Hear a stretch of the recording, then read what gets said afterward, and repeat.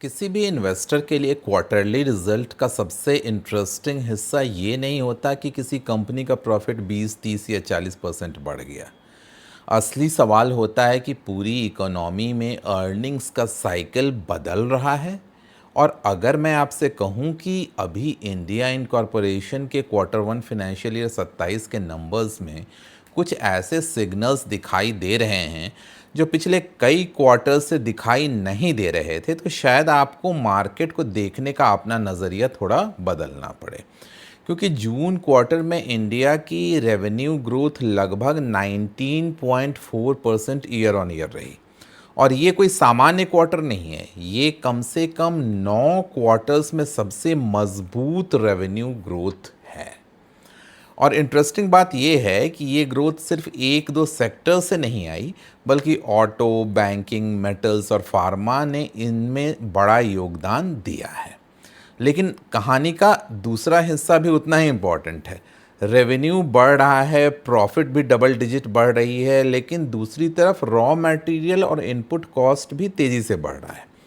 यानी ग्रोथ वापस आ रही है, लेकिन मार्जिन अभी भी पूरी तरह सुरक्षित नहीं है। और एक इन्वेस्टर के लिए यही असली कहानी शुरू होती है, जिसको हम आज अनरावल करने की कोशिश करेंगे आज की इस वीडियो में। दोस्तों, मेरा नाम है सौरभ सुमन और मैं हूं आपका पर्सनल वेल्थ गाइड और आप देख रहे हैं मेरा चैनल इन्वेस्टिंग विद सौरभ। याद दिलाना चाहूँगा, मैं एक सेबी रजिस्टर्ड इन्वेस्टमेंट एडवाइज़र नहीं हूँ, इसलिए कोई भी निवेश करने से पहले अपने वित्तीय सलाहकार की राय ज़रूर ले लें। सबसे पहले नंबर समझते हैं। इंडिया इनकॉर्पोरेशन के करीब 3589 कंपनीज के सैंपल में जून क्वार्टर में रेवेन्यू ग्रोथ लगभग 19.4% रही। नेट प्रॉफिट ग्रोथ लगभग 11% रहा।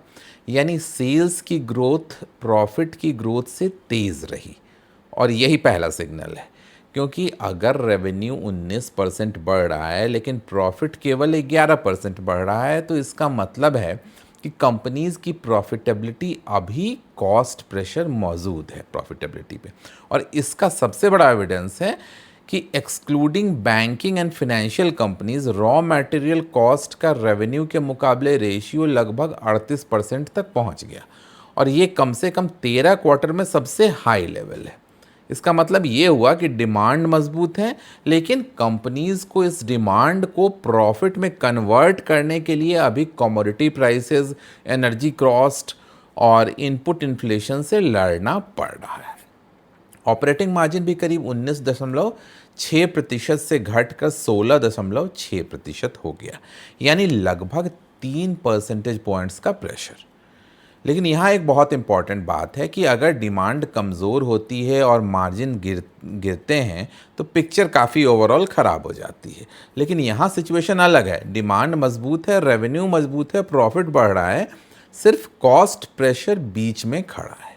और इन्वेस्टर के लिए इसका क्या मतलब है? अगर आने वाले क्वार्टर्स में कमोडिटी और इनपुट कॉस्ट प्रेशर थोड़ा नॉर्मलाइज होते हैं, तो यही रेवेन्यू ग्रोथ कहीं ज़्यादा तेज अर्निंग ग्रोथ में बदल सकती है। और यही इस पूरे अर्निंग सीजन का सबसे इंटरेस्टिंग इन्वेस्टमेंट सिग्नल है। और अब आते हैं सबसे बड़े सवाल पर, कौन से सेक्टर्स इस रिकवरी के असली बेनिफिशियरी हैं? मेरे हिसाब से पूरे अर्निंग सीजन को हमें ब्रॉड 7 हिस्सों में देखना चाहिए। Banking, financials, automobile, metal, pharma, capital goods and infra, consumer and jewellery, और फिर कुछ सेक्टर्स ऐसे हैं जहां रेवेन्यू तो बढ़ सकता है, लेकिन मार्जिन के कारण कहानी उतनी क्लियर नहीं है। चलिए एक एक करके समझते हैं हम। पहला, बैंकिंग। सबसे महत्वपूर्ण सिग्नल, अगर इंडिया की इकोनॉमी में क्रेडिट साइकिल मजबूत हो रहा है तो सबसे पहले इसका फ़ायदा बैंकिंग सेक्टर में दिखाई देता है, और Q1 में यही दिखाई दे रहा है। उदाहरण के लिए आईसीआईसीआई बैंक को देखिए, जून 2026 तक उसके टोटल एडवांसेस लगभग 19.6% ईयर ऑन ईयर बढ़कर 16.31 लाख करोड़ हो गए। बिजनेस बैंकिंग पोर्टफोलियो की ग्रोथ तो लगभग 28.2% रही। एनआईआई करीब 12.7% बढ़ा और नेट प्रॉफिट लगभग 15.9% बढ़ा। और सबसे महत्वपूर्ण बात, बैंक का एनआईएम करीब 4.36% रहा और प्रोविजंस भी काफ़ी कम हुए। यानी credit growth, controlled asset quality, lower provisions, और ये कॉम्बिनेशन बैंकिंग इन्वेस्टर्स के लिए काफ़ी पावरफुल होता है। दूसरी तरफ एसबीआई को देखिए। एसबीआई का quarter one financial year 27 stand alone net profit लगभग 21,121 करोड़ रहा, जो लगभग 10.2% ईयर ऑन ग्रोथ रहा। एनआईआई करीब 14.9% बढ़ा और ग्रॉस तथा नेट एनपीए रेशियोज भी मल्टी ईयर लो के आसपास पहुंच गए। यानी पब्लिक सेक्टर बैंकिंग में भी बैलेंस शीट की क्वालिटी और प्रॉफिटेबिलिटी दोनों मजबूत दिखाई दे रही है। और यही वजह है कि मेरे लिए बैंकिंग सेक्टर इस अर्निंग सीजन का सिर्फ एक सेक्टर नहीं है, ये इकोनॉमिक ट्रांसमिशन मैकेनिज्म है। अगर बिजनेस ज़्यादा लोन ले रहे हैं, अगर कंज्यूमर्स ज़्यादा क्रेडिट ले रहा है, अगर कैपेक्स के लिए बोरोइंग बढ़ रही है, तो बैंक अर्निंग्स में उसका असर दिखाई देगा। लेकिन यहाँ एक वार्निंग भी है, हर बैंक समान बेनिफिशियरी नहीं है। एचडीएफसी बैंक के नंबर्स में लोन ग्रोथ मजबूत है और डिपॉजिट्स भी बढ़े, लेकिन एनआईएम करीब 3.26% प्रेशर में है। यानी एचडीएफसी बैंक की कहानी में ग्रोथ है, लेकिन मार्जिन रिकवरी अभी की वेरिएबल है। इसलिए बैंकिंग में मेरा फ्रेमवर्क होगा आईसीआईसीआई बैंक और एसबीआई जैसे बैंक में अर्निंग मोमेंटम देखिए, लेकिन एचडीएफसी बैंक जैसे बड़े नामों में मार्जिन ट्रैजेक्टरी को नज़रअंदाज मत कीजिए। और इन्वेस्टर के लिए सबसे इंपॉर्टेंट लेसन, बैंकिंग सेक्टर में सिर्फ प्रॉफिट ग्रोथ नहीं, credit growth, NIM, asset quality तीनों को एक साथ देखना चाहिए। दूसरा, ऑटोमोबाइल सेक्टर की बात करते हैं। शायद सबसे साफ डिमांड स्टोरी वहीं है। ये सेक्टर इस पूरे अर्निंग सीजन का एक बड़ा विनर है और यहाँ नंबर्स काफ़ी इंटरेस्टिंग हैं। मारुति सुजुकी के क्वार्टर वन में टोटल सेल वॉल्यूम करीब 29.3% इंक्रीज हुए। डोमेस्टिक स्मॉल कार सेल्स लगभग 34.1% बढ़ी।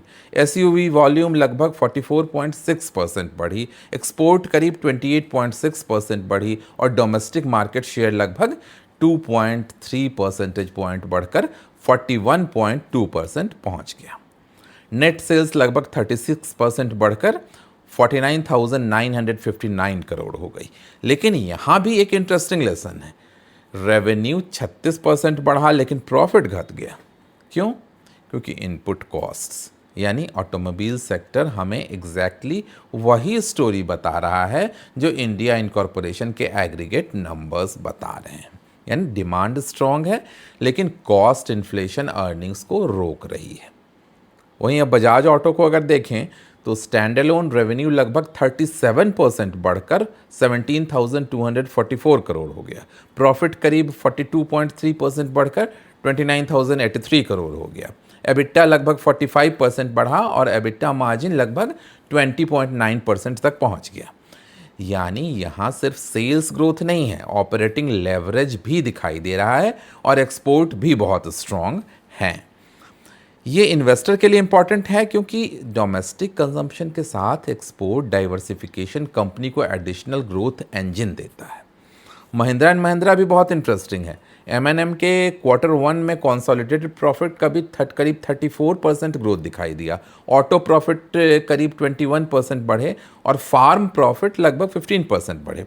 रेवेन्यू लगभग 28% बढ़ा और मैनेजमेंट के अनुसार कमोडिटी इन्फ्लेशन ने ऑटो मार्जिन पर करीब 400 से 500 बेसिस पॉइंट तक का प्रेशर डाला, फिर भी बिजनेस ने रेजिलियंस दिखाई। इसका मतलब क्या है? अगर कमोडिटी प्रेशर थोड़ा कम हुआ तो जिन कंपनीज ने अभी वॉल्यूम ग्रोथ बनाई रखी है उनमें अर्निंग ऑपरेटिंग लेवरेज के कारण और तेजी से बढ़ सकती है। Mahindra and Mahindra, Bajaj auto, Maruti Suzuki, TVS motor इस थीम के प्रमुख लिस्टेड एंटिटीज़ हैं। टीवीएस ने भी क्वार्टर वन में रेवेन्यू में करीब 38% ग्रोथ और हाईएस्ट एवर प्रॉफिट रिपोर्ट किया। लेकिन यहाँ भी एक एक्सेप्शन है। टाटा मोटर पैसेंजर व्हीकल में प्रॉफिट लगभग 80% गिरा और मैनेजमेंट ने मार्जिन प्रेशर कंटिन्यू रखने की वार्निंग भी दी। इसलिए सिर्फ ये देखकर कि ऑटो सेक्टर अच्छा कर रहा है, हर ऑटो सेक्टर खरीदना सही स्ट्रैटेजी नहीं होगी। बाकी आप बेहतर समझ गए होंगे इस पूरी चीज़ों को सुनते हुए। मेटल की बात करते हैं। कमोडिटी साइकिल का बड़ा बेनिफिशियरी एक सेक्टर जो इस सेक्टर में इस क्वार्टर में साफ तरीके से चमका है वो है मेटल, और यहाँ नंबर्स बहुत पावरफुल हैं। जेएसडब्ल्यू स्टील का कॉन्सोलिडेटेड रेवेन्यू लगभग 9.8% बढ़कर 47,364 करोड़ रुपीस हो गया, लेकिन नेट प्रॉफिट करीब 113% बढ़कर 4651 करोड़, यानी रेवेन्यू ग्रोथ लगभग 10% और प्रॉफिट ग्रोथ 100% से ज़्यादा। और यही होता है ऑपरेटिंग लेवरेज और बेटर रियलाइजेशन का इम्पैक्ट। हिंडाल्को को देखिए, Q1 फाइनेंशियल ईयर 27 में कॉन्सोलिडेटेड रेवेन्यू करीब 32% बढ़कर 84,824 करोड़, एबिटा करीब 73% बढ़कर 14,989 करोड़ और पैट लगभग 75% बढ़कर 7,013 करोड़। ये एक बहुत पावरफुल अर्निंग प्रोफाइल है। वेदांता ने भी Q1 में प्रॉफिट करीब 72% बढ़ाकर 5,473 करोड़ किया और रेवेन्यू लगभग 51% बढ़ा। हमें जिंक, कॉपर, सिल्वर प्राइसेस की इनमें बड़ी भूमिका रही है और एनएमडीसी ने प्रोडक्शन में लगभग 26% ग्रोथ दिखाई, जबकि प्रॉफिट करीब 2% बढ़ा। अब इन्वेस्टर को यहाँ क्या समझना है? मेटल में केवल वॉल्यूम नहीं देखना है आपको, मेटल में आपको 3 चीज़ें देखनी है: मेटल प्राइसेस, वॉल्यूम्स और इनपुट कॉस्ट। अगर मेटल रियलाइजेशन मजबूत रहता है और इनपुट कॉस्ट प्रेशर कंट्रोल रहता है तो अर्निंग्स बहुत तेज़ी से एक्सपैंड हो सकता है। इसलिए JSW steel, Hindalco, Vedanta, Tata steel और एनएमडीसी जैसे स्टॉक इस थीम के प्रमुख नाम हो सकते हैं। कहीं से स्टॉक रिकमेंडेशन नहीं है, लेकिन कमोडिटी स्टॉक में एक बात हमेशा याद रखिए, ये सेकुलर ग्रोथ स्टोरी और साइक्लिकल अर्निंग स्टोरी दोनों का मिक्सचर हो सकता है। इसलिए वैल्यूएशन और साइकिल दोनों देखना बहुत ज़रूरी है। चौथा sector pharma, proper defensive sector. अब फार्मा इस क्वार्टर में एक और इंटरेस्टिंग पॉकेट है। इंडिया इनकॉर्पोरेशन के एग्रीगेट नंबर में फार्मा को स्ट्रॉन्ग रेवेन्यू ग्रोथ कंट्रीब्यूटर में गिना गया है और एक्सपोर्ट डेटा भी काफ़ी सपोर्टिव है फार्मा के फेवर में। Q1 फाइनेंशियल ईयर 27 में इंडिया की फार्मास्यूटिकल एक्सपोर्ट लगभग 6.8% बढ़कर $8.1 बिलियन पर पहुंच गई। फॉर्मुलेशन और बायोलॉजिकल लगभग 75% एक्सपोर्ट का हिस्सा रहे और वैक्सीन एक्सपोर्ट्स में लगभग 36% ग्रोथ दिखाई दी। अब कंपनी लेवल पर सन फार्मा को देखिए, रेवेन्यू लगभग 10.5% बढ़कर 15,300 करोड़, लेकिन प्रॉफिट करीब 27% बढ़कर 2,895 करोड़। यानी यहाँ भी हमें वही चीज़ दिखाई दे रही है, प्रॉफिट ग्रोथ रेवेन्यू ग्रोथ से तेज़, और ये एक अच्छा अर्निंग क्वालिटी सिग्नल है।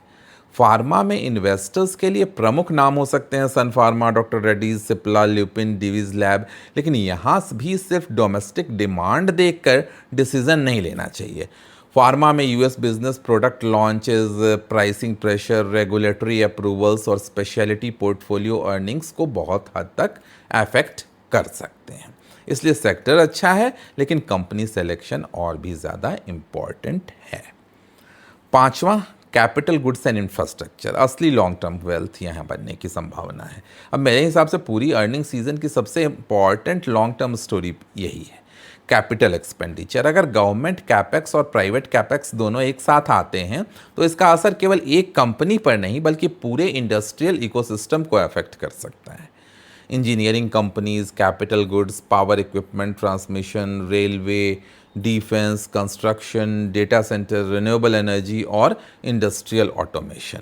इसलिए इस थीम को सबसे इम्पॉर्टेंट लिस्टेड नामों में अगर हम बात करें तो लार्सन एंड टुब्रो की अगर देखें तो Q1 में लार्सन एंड टुब्रो का रेवेन्यू लगभग 6.7% बढ़ा और कॉन्सोलिडेटेड प्रॉफिट लगभग 14% बढ़ा। लेकिन उससे भी ज़्यादा इंटरेस्टिंग था कि उसका ऑर्डर इनफ्लो जो करीब 1.08 लाख करोड़ के आसपास रहा और मैनेजमेंट ने फाइनेंशियल ईयर 27 के लिए रेवेन्यू तथा ऑर्डर बुक ग्रोथ लगभग 10 to 12% की गाइडेंस बनाई रखी। यानी इन्वेस्टर के लिए केवल आज का प्रॉफिट नहीं देखना चाहिए, फ्यूचर रेवेन्यू विजिबिलिटी भी देखनी चाहिए, और यहीं कैपिटल गुड स्टॉक की खासियत है। अगर आज ऑर्डर मिलता है तो उसका रेवेन्यू अगले कई क्वार्टर्स में रियलाइज हो सकता है। एबीबी इंडिया भी इसी थीम में इंटरेस्टिंग कैरेक्टर है। एबीबी इंडिया की को infrastructure, data centres, renewable energy, electrification demand से सपोर्ट मिल सकता है। जून क्वार्टर में प्रॉफिट लगभग 3% बढ़कर 362 करोड़ रहा और कंपनी ने इंफ्रास्ट्रक्चर तथा डेटा सेंटर डिमांड को की ग्रोथ ड्राइवर में हाईलाइट किया। यह हमें एक ब्रॉडर थीम बताता है। इंडिया की ग्रोथ सिर्फ रोड और बिल्डिंग की कहानी नहीं है, ये electricity, automation, transmission, data centre और इंडस्ट्रियल एफिशिएंसी की भी कहानी है और लॉन्ग टर्म इन्वेस्टर के लिए ये डिस्टिंक्शन काफ़ी इम्पॉर्टेंट है। सीमेंट डिमांड स्ट्रॉन्ग लेकिन कॉस्ट भी स्ट्रॉन्ग। सीमेंट सेक्टर को इग्नोर नहीं किया जा सकता है। अल्ट्राटेक सीमेंट ने Q1 में नेट सेल करीब 16% बढ़ाई, डोमेस्टिक वॉल्यूम्स लगभग 13% बढ़े, पैट लगभग 17% बढ़ा, एबिटा पर टन भी पिछले साल के मुकाबले काफ़ी इम्प्रूव हुआ। और ये बहुत इंपॉर्टेंट सिग्नल है क्योंकि cement demand largely infrastructure, housing और कंस्ट्रक्शन एक्टिविटी का प्रॉक्सी है। लेकिन यहाँ भी वही प्रॉब्लम है, कोल और पेट कोल प्राइसेस। अगर फ्यूल कॉस्ट बढ़ते हैं तो मार्जिन पर प्रेशर आता है, इसलिए अल्ट्राटेक जैसे स्केल प्लेयर्स को कॉस्ट इन्फ्लेशन एब्जॉर्ब करने की क्षमता स्मॉलर प्लेयर की तुलना में बेहतर हो सकती है। और ये एक क्लासिकल एग्जाम्पल है कि एक ही सेक्टर में दो कंपनीज की अर्निंग क्वालिटी अलग अलग हो सकती है। सातवां, कंज्यूमर एंड ज्वेलरी, एक अलग तरह की स्ट्रेंथ। अब आते हैं कंजम्पशन पर। यहाँ सबसे इंटरेस्टिंग नाम है टाइटन। टाइटन के कंज्यूमर बिजनेसेस में Q1 में लगभग 41% की ग्रोथ रही और कंसोलिडेटेड प्रॉफिट लगभग 63% बढ़कर 1777 करोड़ रहा। रेवेन्यू करीब 40% बढ़ा। ज्वेलरी बिजनेस में भी स्ट्रॉन्ग ग्रोथ रही और एबिटा मार्जिन में इंप्रूवमेंट दिखाई दिया। ये सिर्फ ज्वेलरी स्टोरी नहीं है, ये ऑर्गेनाइज्ड कंजम्पशन की स्टोरी है। जब कंज्यूमर प्रीमियम प्रोडक्ट्स खरीदने लगते हैं, जब organised player market share gain करते हैं और जब फेस्टिव तथा वेडिंग डिमांड मजबूत रहती है तो ब्रांडेड प्लेयर्स को फ़ायदा होता है। और इसी थीम में टाइटन सबसे प्रोमिनेंट नाम है। और रिटेल में एवेन्यू सुपरमार्ट्स यानी डी मार्ट, उसने भी Q1 में रेवेन्यू करीब 15% और नेट प्रॉफिट में करीब 11% इंक्रीज दिखाया। यानी कंजम्पशन स्टोरी भी पूरी तरह ख़त्म नहीं हुई है। और सबसे इंटरेस्टिंग नंबर, मिड कैप और स्मॉल कैप अर्निंग्स। अब इस अर्निंग सीजन का शायद सबसे अंडररेटेड नंबर, अपलोडेड डेटा में एक बहुत इंटरेस्टिंग ऑब्जर्वेशन मैंने देखा कि निफ्टी 50 कंपनीज का अर्निंग पर शेयर ग्रोथ लगभग 11% और निफ्टी 100 का करीब 8.3%। लेकिन मिड कैप 150 और स्मॉल कैप 250 में अर्निंग पर शेयर ग्रोथ लगभग 34 और 36% तक दिखाई दिया। अब यहाँ इन्वेस्टर को एक्साइटमेंट से ज़्यादा सावधानी बरतनी चाहिए क्योंकि इसका मतलब ये नहीं है कि स्मॉल कैप खरीद लो क्योंकि अर्निंग पर शेयर ग्रोथ 36% है। नहीं, इसका मतलब है कि अर्निंग्स रिकवरी का ब्रेथ केवल लार्ज कैप तक सीमित नहीं है। अगर ये ट्रेंड अगले कुछ क्वार्टर्स तक टिकता है तो मार्केट लीडरशिप का एक हिस्सा लार्ज कैप से मिड कैप और सेलेक्टिव स्मॉल कैप की तरफ जा सकता है। लेकिन यहाँ वैल्यूएशन सबसे बड़ा फिल्टर होगा क्योंकि good earnings plus expensive valuation is equal to bad investment हो जाएगा। तो मॉडरेट अर्निंग अगर रीजनेबल वैल्यूएशन पे मिलते हैं तो कभी कभी वो ज़्यादा अट्रैक्टिव ऑप्शन हो सकते हैं।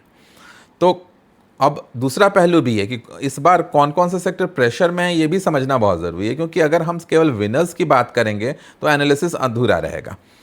सबसे पहले समझिए oil and gas. Oil and gas sector ने ओवरऑल अर्निंग्स ग्रोथ को काफ़ी ड्रैग किया। हायर फ्यूल मार्केटिंग लॉसेज और एलपीजी अंडर रिकवरीज ने प्रॉफिटेबिलिटी पे प्रेशर डाला। लेकिन ऑयल एंड गैस को एक्सक्लूड करने पर सैंपल की नेट प्रॉफिट ग्रोथ लगभग 20.9% तक पहुंच जाती है। इसका मतलब है कि ऑयल एंड गैस ने एग्रीगेट अर्निंग पिक्चर को काफ़ी डिस्टॉर्ट किया है और इसलिए Reliance industries, IOCL, BPCL, HPCL, ONGC जैसे स्टॉक को एक ही बास्केट में नहीं रखा जा सकता है। ऑयल प्राइसेस मूवमेंट और रिफाइनिंग मार्जिन्स, मार्केटिंग मार्जिन्स और गवर्नमेंट पॉलिसी हर कंपनी को अलग तरीके से अफेक्ट करती है और यही सबसे बड़ा इन्वेस्टर लेसन है। अगर आप केवल हेडलाइंस पढ़ेंगे तो इंडिया इनकॉर्पोरेशन की ग्रोथ लगभग 19.4%। तो आपको लगेगा कि सब कुछ बहुत बढ़िया, लेकिन अगर आप थोड़ा अंदर जाएंगे तो अंदर की कहानी समझ में आएगी कि revenue growth 19.4%, profit growth 11%, margin 19.6%, raw material cost ratio 36%, यानी इकोनॉमी मजबूत है लेकिन प्रॉफिटेबिलिटी अभी पूरी तरह नॉर्मलाइज नहीं हुई है। और यही जगह है जहां अगले 2 क्वार्टर्स बहुत इंपॉर्टेंट हो सकते हैं। Q2 और Q3 में इन्वेस्टर को क्या देखना है? मेरे हिसाब से 4 नंबर्स पे सबसे ज़्यादा नज़र रखने चाहिए। पहला, रेवेन्यू ग्रोथ। क्या 19% के आसपास की ग्रोथ टिकती है?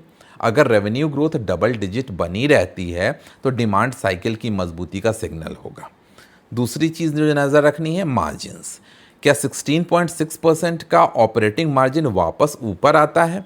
अगर कमोडिटी और इनपुट कॉस्ट प्रेशर कम होता है तो रेवेन्यू ग्रोथ के साथ मार्जिन एक्सपेंशन भी मिल सकता है और यही अर्निंग ग्रोथ को एक्सेलरेट करेगा। Number 3, credit growth. क्या बैंकिंग सिस्टम ने लोन ग्रोथ मजबूत बनी रहती है? अगर आईसीआईसीआई, एसबीआई और दूसरे बड़े लेंडर्स में क्रेडिट ग्रोथ मजबूत रहती है तो ये इकोनॉमिक एक्टिविटी के लिए पॉजिटिव सिग्नल होगा। चौथी चीज़ जो हमें देखनी है, कैपेक्स। क्या प्राइवेट सेक्टर कैपेक्स वास्तव में एक्सेलरेट करता है? क्योंकि अगर गवर्नमेंट कैपेक्स के साथ प्राइवेट कैपेक्स भी खुल गया तो capital goods, infra, metal, cement, power, industrial automation में एक मल्टी ईयर अर्निंग साइकिल शुरू हो सकती है। और जीडीपी का क्या? एक और interesting signal, Q1 financial year 27 के लिए लेटेस्ट इकोनॉमिक एस्टीमेट्स लगभग 7.3% ग्रोथ की तरफ इशारा कर रहे हैं। ये अभी ऑफिशियल जीडीपी प्रिंट नहीं है, लेकिन ऑफिशियल Q1 जीडीपी डेटा 31 अगस्त 2026 को जारी होना है। लेकिन कंजम्पशन, एक्सपोर्ट्स और गवर्नमेंट कैपेक्स जैसे फैक्टर्स इकोनॉमी को सपोर्ट कर रहे हैं। अगर एक्चुअल जीडीपी ग्रोथ भी लगभग 7% से ऊपर रहती है तो कॉरपोरेट अर्निंग्स में दिखाई दे रही स्ट्रेंथ को मैक्रो इकोनॉमिक कन्फर्मेशन भी मिल जाएगा। यानी अगले कुछ हफ्तों में जीडीपी डेटा भी इस अर्निंग स्टोरी का अगला बड़ा टेस्ट होगा। तो मेरे हिसाब से इन्वेस्टर को करना क्या चाहिए? मैं इस पूरे अर्निंग सीजन को एक सिंपल सेंटेंस में समराइज करूं तो इंडिया की ग्रोथ स्टोरी कमज़ोर नहीं हुई है, बल्कि अर्निंग डेटा बता रही है कि ग्रोथ का ब्रेथ बढ़ा है, लेकिन हर स्टॉक इसका बेनिफिशियरी नहीं होगा। मेरी नज़र में इस समय सबसे इंटरेस्टिंग थीम है बैंकिंग एंड फाइनेंशियल्स, जहां क्रेडिट ग्रोथ मजबूत है, ऑटोमोबाइल जहां वॉल्यूम ग्रोथ मजबूत है, मेटल जहां ऑपरेटिंग लेवरेज दिखाई दे रहा है, फार्मा जहां एक्सपोर्ट और स्पेशलिटी अर्निंग सपोर्ट कर रहे हैं, कैपिटल गुड्स एंड इंफ्रा जहां order book future earning visibility दे रहे हैं। इसके साथ ही सीमेंट भी जहां डोमेस्टिक डिमांड स्ट्रांग है, और ऑर्गेनाइज्ड कंजम्पशन एंड ज्वेलरी जहां प्रीमियमाइजेशन और मार्केट शेयर गेंस दिखाई दे रहे हैं। लेकिन एक बहुत ज़रूरी बात है कि इन्वेस्टर को सेक्टर्स देकर स्टॉक नहीं खरीदना चाहिए। मान लीजिए ऑटो सेक्टर अच्छा है तो इसका मतलब नहीं कि हर ऑटो स्टॉक अच्छा है। बैंकिंग अच्छा है तो इसका मतलब ये नहीं कि हर बैंक की वैल्यूएशन अट्रैक्टिव है। मेटल अच्छा कर रहे हैं तो इसका मतलब ये नहीं कि कमोडिटी साइकिल हमेशा इसी तरह चलेगी। स्मॉल कैप अर्निंग्स 36% बढ़ रही है तो इसका मतलब बिल्कुल ये नहीं है कि स्मॉल कैप खरीदने लायक है। मार्केट अर्निंग्स को नहीं, अर्निंग्स और वैल्यूएशन के कॉम्बिनेशन को प्राइस करता है, और यही फ़र्क है एक अच्छा बिजनेस और एक अच्छे स्टॉक के बीच में। तो मेरी सबसे बड़ी टेक अवे, मुझे इस पूरे डेटा में सबसे पॉजिटिव पॉइंट ये नहीं लग रहा है कि इंडिया इनकॉर्पोरेशन की रेवेन्यू ग्रोथ 19% रही। मेरे लिए ज़्यादा इंपॉर्टेंट ये है कि ग्रोथ का ब्रेड्थ बढ़ रहा है। ऑटो में ग्रोथ रही, बैंक्स में क्रेडिट ग्रोथ है, मेटल्स में ऑपरेटिंग लेवरेज है, फार्मा में अर्निंग ग्रोथ है, कैपिटल गुड में ऑर्डर विजिबिलिटी है, सीमेंट में वॉल्यूम ग्रोथ है, ज्वेलरी में प्रीमियमाइजेशन है, और mid cap small cap earning में भी रिकवरी दिखाई दे रही है। अगर आने वाले क्वार्टर्स में इनपुट कॉस्ट प्रेशर कम होता है तो अभी जो रेवेन्यू ग्रोथ 19% है वही अर्निंग ग्रोथ को कहीं ज़्यादा तेज़ी से पुश कर सकता है, और शायद यहीं से अगले फेजेस की मार्केट लीडरशिप इमर्ज होगी। लेकिन अब असली सवाल आपके लिए, अगर आपको अगले 3 से 5 सालों के लिए पोर्टफोलियो बनाना हो तो क्या आप केवल उन्हीं स्टॉक में रहेंगे जो आज सबसे ज़्यादा पॉपुलर है, या फिर आप उन सेक्टर्स को ढूंढेंगे जहां रेवेन्यू ग्रोथ शुरू हो चुकी है, अर्निंग ग्रोथ एक्सेलरेट हो सकती है, कैपेक्स बढ़ रहा है, क्रेडिट ग्रोथ मजबूत है और वैल्यूएशन अभी रीजनेबल हो सकती है। क्योंकि स्टॉक मार्केट में बड़ी वेल्थ अक्सर उस समय बनती है जब मार्केट को अर्निंग रिकवरी का अंदाज़ा तो हो जाता है, लेकिन उसकी पूरी मैग्नीट्यूड अभी प्राइस इन नहीं होती है। और यही कारण है कि अगले 2-3 क्वार्टर्स बहुत इंपॉर्टेंट रहने वाले हैं। रेवेन्यू ग्रोथ वापस आ गई है, अब देखना ये है कि क्या मार्जिन रिकवरी भी वापस आती है, क्योंकि अगले रेवेन्यू ग्रोथ और मार्जिन एक्सपेंशन एक साथ आ गए तो इंडिया इनकॉर्पोरेशन की अर्निंग स्टोरी केवल अच्छी नहीं रहेगी, वो बहुत ज़्यादा पावरफुल हो सकती है और शायद इन्वेस्टर के लिए असली अपॉर्चुनिटी वहीं बनेगी। तो मैं इस वीडियो में जिन स्टॉक्स जैसे ICICI bank, HDFC bank, Maruti, Bajaj auto, Mahindra Mahindra, Sun Pharma, ABB, UltraTech, Titan का उल्लेख कर रहा हूँ, उन्हें बाय या सेल रिकमेंडेशन के तौर पे आप बिल्कुल मत देखिए। इन्हें अपनी वॉच लिस्ट में रखिए, समझने की कोशिश कीजिए और अगर सही रीजनेबल वैल्यूएशन पे मिले तब फिर आप इसे खरीदने की कोशिश कर सकते हैं। मैं केवल इसे समझाने के उद्देश्य से डिस्कस कर रहा हूँ। किसी भी स्टॉक इन्वेस्टमेंट करने से पहले valuation, balance sheet, cash flow, future earning expectation और अपने रिस्क प्रोफाइल को ज़रूर देखिए। अगर आपको इस तरह के डेटा ड्रिवन और sector by sector investor focused analysis पसंद आती है तो चैनल को सब्सक्राइब कर लेना, क्योंकि मार्केट में सिर्फ ये जानना काफ़ी नहीं है कि आज क्या हुआ। एक सीरियस इन्वेस्टर को ये समझना चाहिए कि आज जो हुआ है उसका अगले 2-3 साल की अर्निंग पे क्या असर पड़ेगा। और मेरे हिसाब से इस समय इंडिया इनकॉर्पोरेशन की कहानी यहीं से इंटरेस्टिंग हो रही है। दोस्तों, वीडियो को लाइक कर देना। जल्दी ही मिलेंगे ऐसे किसी नए वीडियो के साथ। तब तक के लिए सौरभ सुमन साइनिंग ऑफ।